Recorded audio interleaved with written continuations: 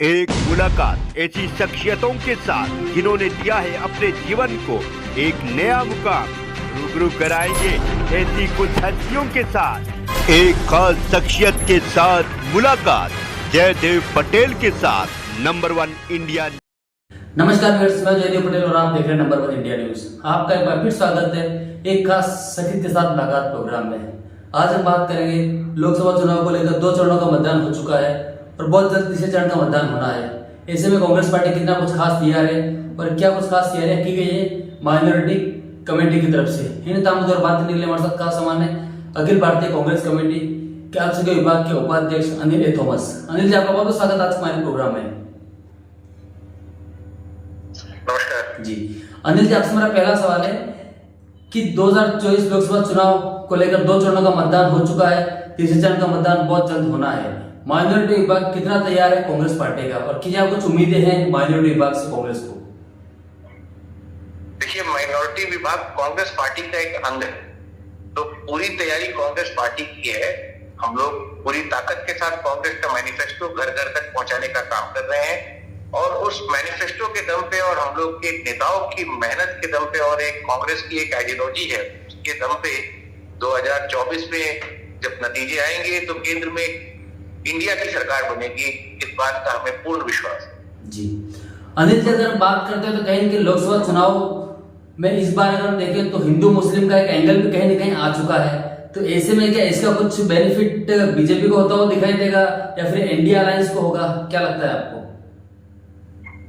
देखिए, जो कांग्रेस का मतलब एक धर्मनिरपेक्षता का प्रतीक है। कांग्रेस पार्टी ने कभी भी देश को धर्म के आधार पर बांटने की कोशिश नहीं की।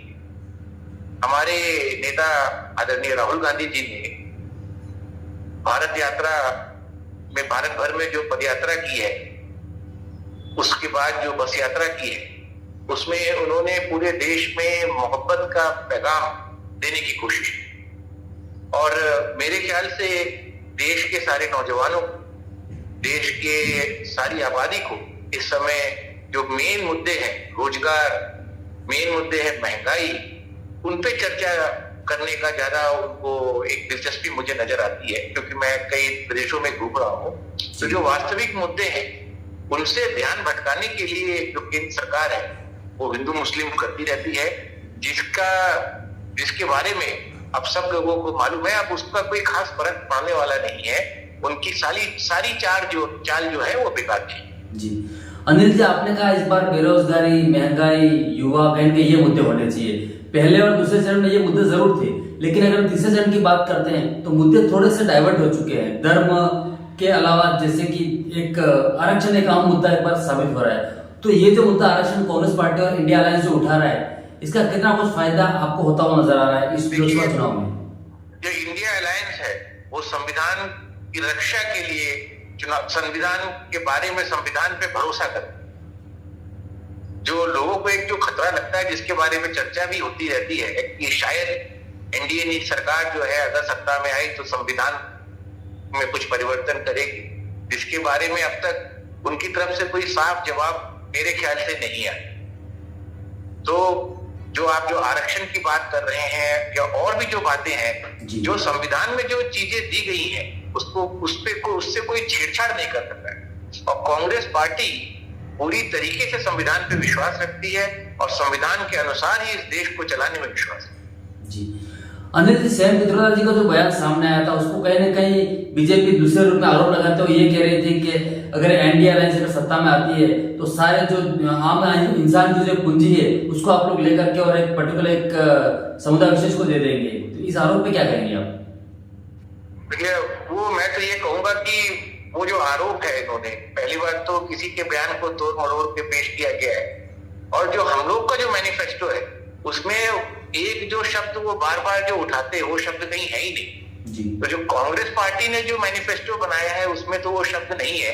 शायद वो जो मैनिफेस्टो पढ़ रहे हैं वो किसी भूत ने बना दिया होगा, मेरे को तो ये लगता है। जी अनिल जी, आपसे मेरा एक सवाल राजनीतिक जो माहौल जो चल रहा है उसको लेकर के भी है कि कांग्रेस पार्टी के तमाम जो दिग्गज नेता है वो कहीं ना कहीं रिसेंटली हमने देखा दिल्ली के जो प्रदेश अध्यक्ष उन्होंने पार्टी को छोड़ दिया, सूरत से कैंडिडेट ने मूव कर दिया, वहीं एमपी से कैंडिडेट ने मूव कर दिया, तो ये चुनाव से पहले कहीं ना कहीं मैदान छोड़ के भागना क्या कांग्रेस की हार के डर की वजह से ऐसा हो रहा है?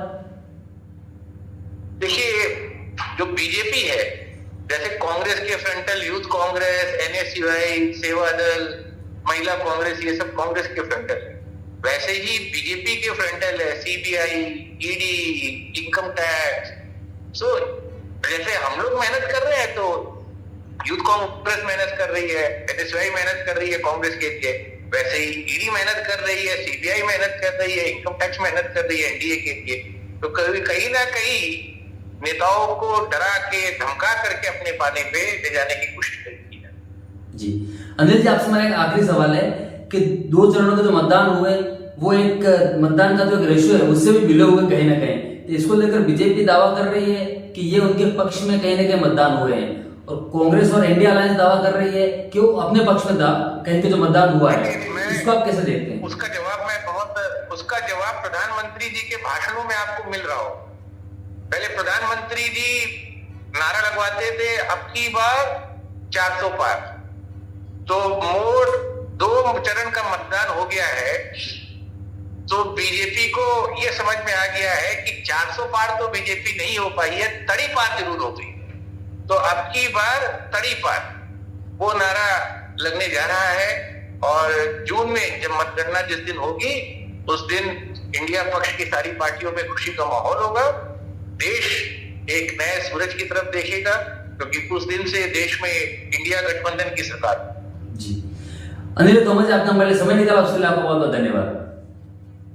थैंक यू, नमस्कार।